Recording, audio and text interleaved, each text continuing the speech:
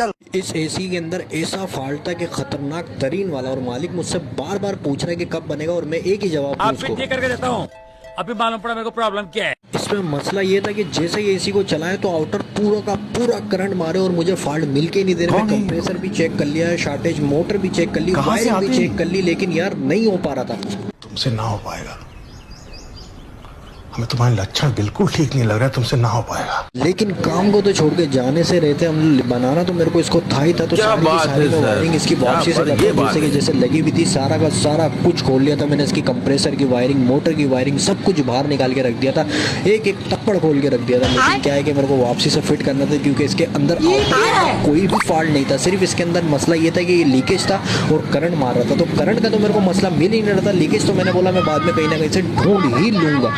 लेकिन क्या है कि अभी मेरे को फिलहाल इसका करंट ढूंढना था कि करंट क्यों मार रहा है ये साला का बच्चा। तो अब मैं इसको वापसी से पूरी तरीके से फिट करने जा रहा हूँ, क्योंकि आउटडोर के अंदर कोई भी मसला नहीं है। सारी की सारी वायरिंग वापसी से कर रहा हूँ, कैपेसिटर की, कंप्रेसर की, मोटर की। यार मैं पागल हो गया कि क्या करूँ, समझ में नहीं आ रहा। लेकिन कुछ सिचुएशन समझ में ही से बाहर थी यार, कि हो क्या रहा है मेरे साथ। मतलब कुछ मिल ही नहीं रहा था ना फॉल्ट के, करूँ तो करूँ क्या। मैं बैठा हूँ किस्मत के भरोसे, किस्मत में होगा तो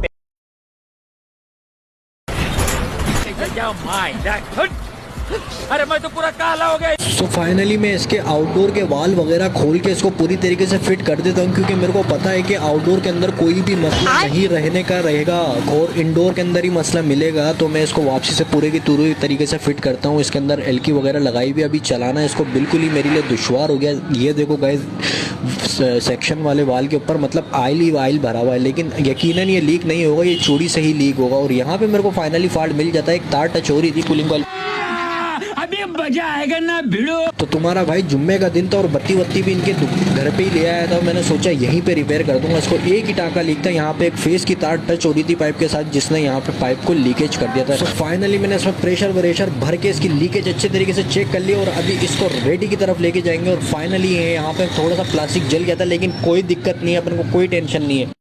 हेलो, हाँ मालिक, मैं बिल्कुल तैयार हो गया हूँ, पैसे दे दे इसको जल्दी से। सो एसी अपनी खुद दास्तानें बता रहा है कि मैं तैयार हो गया हूँ, और चलो चलते हैं यहाँ से। मेरे पे भरोसा नहीं तो हमारा 5034 रुपए हमको दे दो और हमको छोड़ दो।